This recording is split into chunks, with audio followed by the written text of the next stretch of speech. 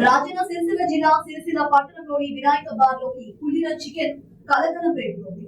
సిరిసిల్ల పట్టణం పద్మనగర్కు చెందిన ఓ యువకుడు వినాయక బార్కు వెళ్లి చికెన్ బిర్యానీ ఆర్డర్ చేయగా బిర్యానీలోని చికెన్ పరిశీలించగా కుళ్ళిన వాసన రావడంతో మీడియాను ఆశ్రయించాడు.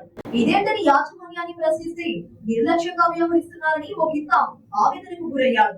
గతంలో కూడా వినాయక బార్ లో గ్రీన్ పీస్ కానీలో పురుగులు రాగా ఓ వ్యక్తి కూడా మీడియాను ఆశ్రయించిన సంఘటనలు ఉన్నాయన్నాడు.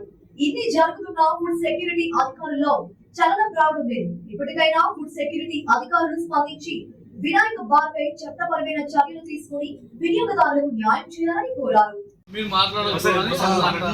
నువ్వు పెట్టే ఫుడ్ మంచిగా పెడితే మంచి అనిపిస్తుంది. ఎందుకంటే పెట్టే పైసా కూడా నువ్వు న్యాయం చేయలేదు కదా. నువ్వు న్యాయం చేస్తే మాకు కూడా ఇంకోసారి రాబోతుంది, ఇంకోసారి తినబోతుంది అవుతుంది, ఇంకోసారి చేయబోతుంది అవుతుంది.